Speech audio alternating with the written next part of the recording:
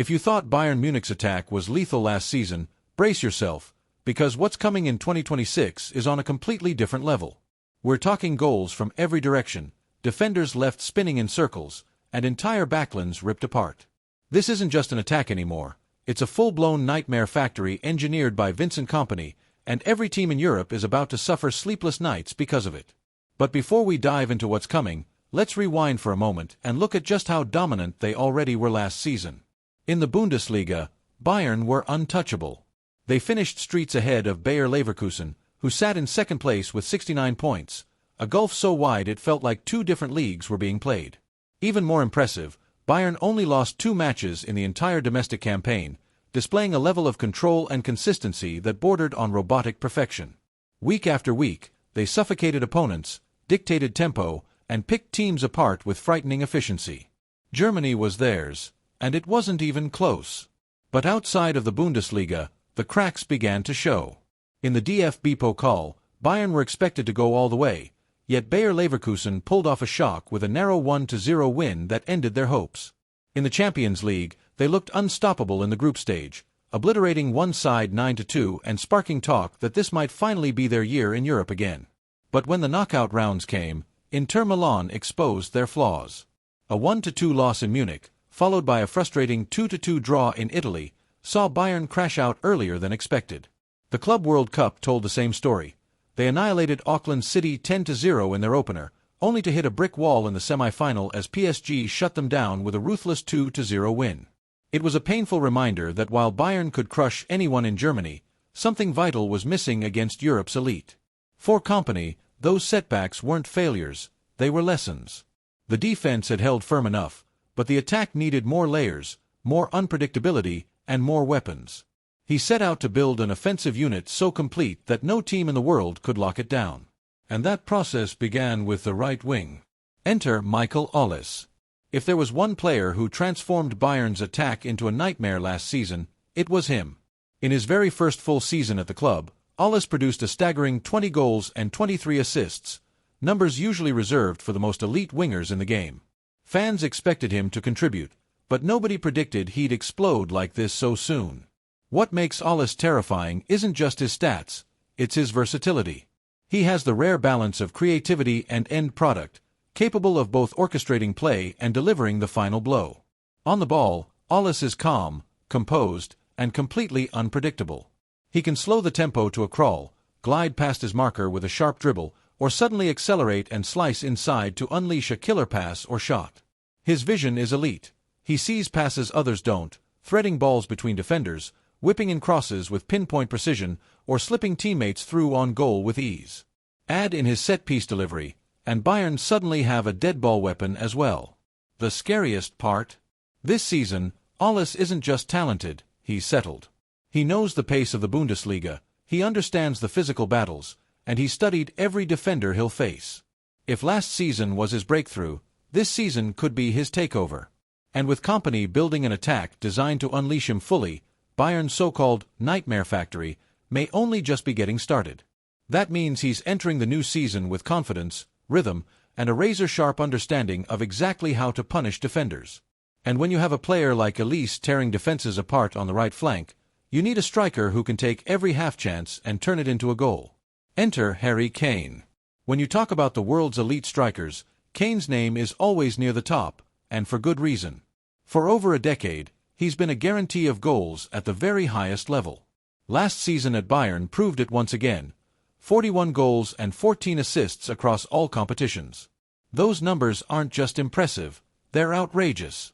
Kane wasn't just scoring, he was orchestrating, dictating, and elevating everything Bayern produced in the final third. His finishing remains as deadly as ever. Give him half a yard of space in the box, and the ball is already nestled in the back of the net. He's lethal with both feet, dominant in the air, and ice-cold under pressure. But Kane is so much more than just a goal poacher. His football IQ is world-class. He knows when to drop deep to pull center-backs out of position, when to make those perfectly timed runs that split defenses wide open, and when to drag markers just far enough to free up his wingers. That intelligence is why his partnership with Olise works so beautifully. Olise creates chaos with his dribbling and vision, Kane turns that chaos into goals, and in return, Kane's movement and hold-up play opened space for Olise to thrive even more. Even at 32, there's no sign of decline. Kane still looks sharp, still bullies defenders, still leads the line with authority. For Vincent Kompany, having Kane as the focal point means Bayern always has a dependable weapon. No matter the game, no matter the opponent, no matter the stakes. But for all of Bayern's brilliance on the right wing and through the middle, there was one glaring weakness last season: the left flank. Leroy Sane was trusted there for much of the campaign, starting 21 matches on the left, but his return of 7 goals and 5 assists was underwhelming.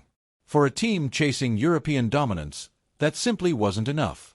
Serge Gnabry also had opportunities, 28 matches from the left, but his contribution of just 4 goals and 3 assists told the same story. Bayern's left side couldn't match the productivity and danger of their right. Kompany knew that imbalance couldn't continue. To build a true nightmare factory, Bayern needed firepower from every angle.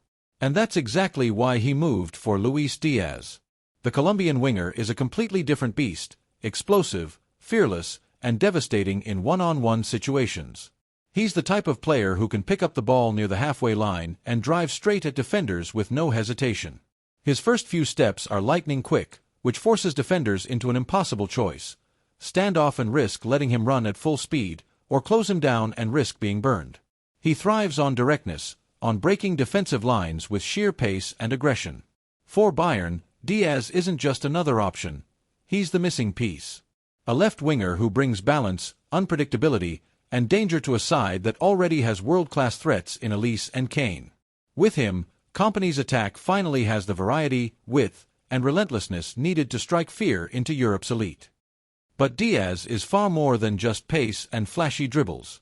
His tight control under pressure means he can hold the ball in situations where most wingers would lose it. He can cut inside onto his stronger right foot and unleash a shot, or he can burn down the outside to whip in a cross. That unpredictability is precisely what Bayern were crying out for last season. With Sane and Gnabry, opponents knew they could defend in comfort, rarely stretched, rarely punished consistently. Díaz changes all of that. In Vincent Kompany's system, work rate is just as important as flair, and that's why Díaz is such a perfect fit. He doesn't stop running. He presses, he tracks back, he sacrifices for the team, and all while being a constant outlet going forward. With Olise carving defenses from the right and Kane burying everything through the middle, Díaz adds a third blade to Bayern's attacking trident cross swords. His presence forces defenders into impossible choices. Focus on Olise and leave Díaz free, focus on Díaz and free up Olise, or try to deal with both and give Kane the space he thrives on inside the box. This isn't just balance, it's a nightmare for opponents. Suddenly, Bayern's left wing isn't the weak spot anymore. It's another weapon, another threat, another way to end games. And when you combine Díaz's explosiveness with Kane's clinical finishing and Olise's creativity, you start to see why this Bayern frontline is being hailed as one of the most terrifying in recent European football. But even with this newfound firepower, there is still one glaring hole. Bayern's attack has lost its heartbeat in midfield. The number 10 role, the link between midfield and forwards, feels empty. Last season, Musiala and Müller kept it alive. Müller with his experience and movement, Musiala with his dribbling and unpredictability. But Müller is gone, and Musiala is sidelined with a long-term injury.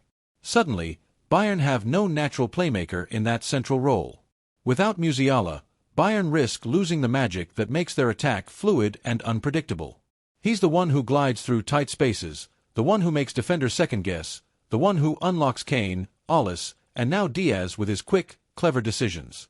Without him, the attack can still hurt teams, but it risks becoming one-dimensional, relying too heavily on the wings. For Kompany, this is a problem he cannot ignore. Whether through a short-term signing or a tactical adjustment, Bayern need a solution. Until Musiala returns, that number 10 role will decide whether this new Bayern attack becomes legendary or falls short of its potential. The good news for Bayern is that when Musiala does return, this attack will rise to an entirely new level.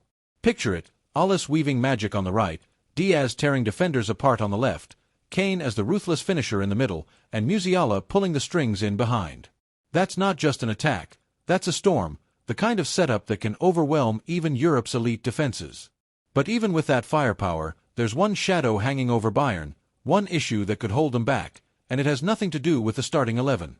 It's squad depth. In a season where Bayern are chasing the Bundesliga crown, the Champions League, and even the Club World Cup, depth could be the difference between a glorious season and another one that slips away. Here's the reality. Bayern's first-choice attack looks like a dream. But look past it, and the cracks appear. The bench doesn't offer enough trusted options who can step in without a clear drop in quality. In the Bundesliga, maybe they get away with it. Their dominance means they can win games even when they're missing stars. But in Europe, that's another battlefield entirely. In the Champions League, you don't just need 11 great players. You need 16 or 17 who can all change a game, cover injuries, and keep the team's rhythm alive. Take the wings, for example. Olise and Díaz are the starters, but if one of them is sidelined for weeks, who replaces them? Last season showed that relying on Kane or Gnabry for consistent big-game output isn't enough. With Kane gone, that problem doubles. And in the number 10 role, the situation is even worse. With Musiala injured, there is no natural replacement, which forces Kompany into awkward tactical compromises, shifting players out of position or reshaping the entire system. Even up top, Bayern are vulnerable. Kane is a machine, a striker who guarantees goals. But who steps in if he's unavailable? There's no backup with his presence, no one who can replicate his finishing touch. In knockout football, where margins are razor-thin, that gap could be fatal. And let's not forget, depth isn't just about injuries. Across a long season, Bundesliga, DFB Pokal, Champions League, and maybe even the Club World Cup, fatigue will strike. Players need rotation. Without trusted options to share the load, starters either burn out or break down. And that's when promising seasons collapse. If Bayern truly want to conquer Europe again, they need answers, fast. 2 or 3 smart additions before the window closes could transform this squad from dangerous to unstoppable. Because when you combine genuine depth with the firepower they already have, this attack isn't just strong, it's terrifying. Olise with his vision, Kane with his ruthless edge, Díaz with his direct chaos, and Musiala soon to return as the conductor in midfield, that's not just an attacking unit. That's a machine built to rip defenses apart from every angle. But the question is, can Bayern turn this dream attack into trophies? Or will the lack of depth hold them back once again? Let me know what you think down below, and don't forget to subscribe if you want more deep dives like this one. And if you missed it, check out our last video on Manchester United's attack. You won't want to miss that breakdown.